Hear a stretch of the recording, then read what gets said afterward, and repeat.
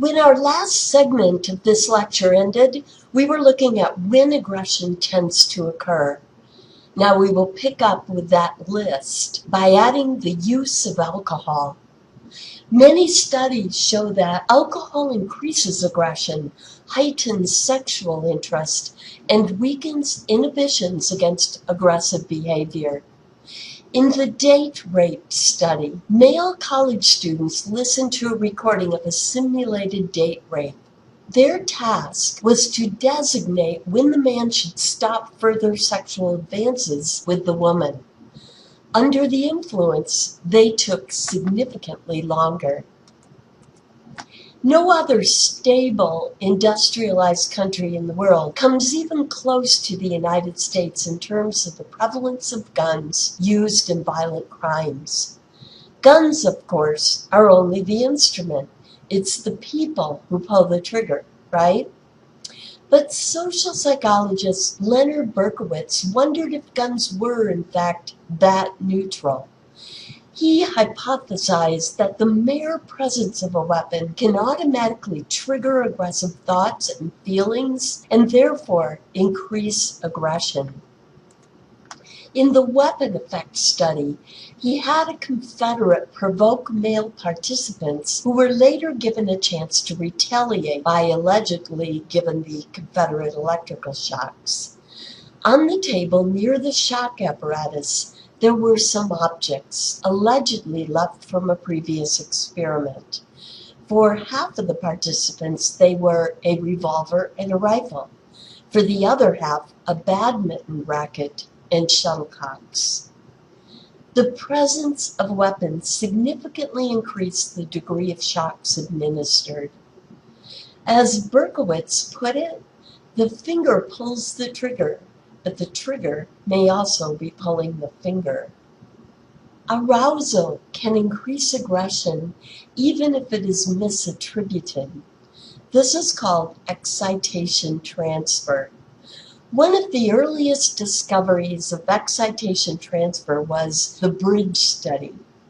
Researchers had an attractive female approach males on a rope bridge or a stable bridge, a rope bridge being like that, pictured here. Both were over a deep ravine. So she approached these guys when they were walking alone and about halfway across this rope bridge. She asked them to answer a couple of questions, allegedly for a survey, then told them to feel free to call her if they had any questions later, leaving them with a phone number, allegedly hers. But the phone number was to an answering machine that was set up in the lab for this purpose, with her voice on the outgoing message. Which group of men do you think were significantly more likely to call? The ones who encountered her on the rope bridge. Apparently, the additional arousal experienced on an unstable bridge was transferred to the experience of encountering her. But this was misattribution of sexual or attraction type arousal. Can excitation transfer increase aggression? The physical exercise study, the first of many like it, found that excitation transfer from physical exercise increased aggression in male college students. Other studies have found many sources of arousal increased aggression, including noise, violent movies, arousing music, and heat. Now, heat is an interesting case because most people guess that heat would reduce arousal when it actually increases it. And this makes heat particularly vulnerable to excitation transfer. In other words, misattribution. Now, who aggresses? Social psychology stresses the fact that anyone can be driven to aggression if sufficiently provoked by the situation. In other words, we are all vulnerable. However, some are more easily provoked than others. Correlational studies have discovered a number of links to aggression, including genetics. Behavioral geneticists often use adoptive and twin studies to investigate if behavior has a hereditary component. The results of these studies with aggression are mixed.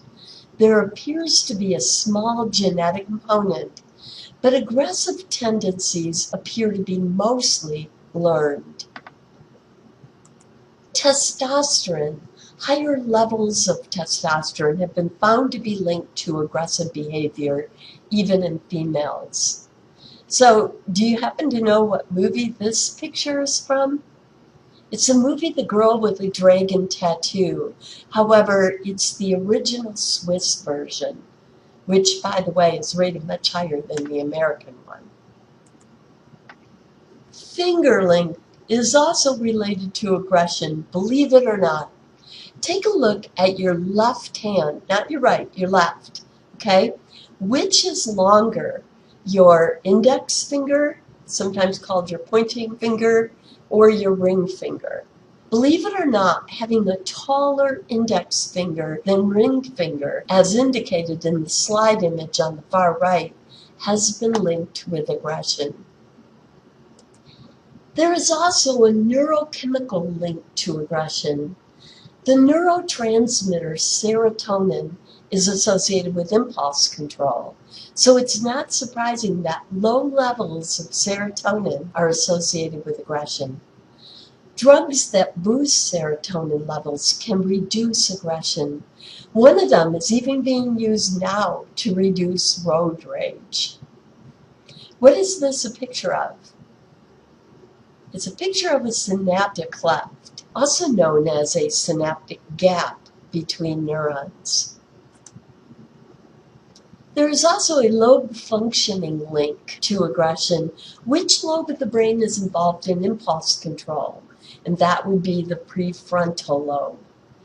Executive functioning occurs here, and it's just as it sounds. It's like a business executive in charge of higher level things, in this case, planning or inhibiting actions. A person with a brain injury here can still bake a cake, but cannot plan to bake a cake.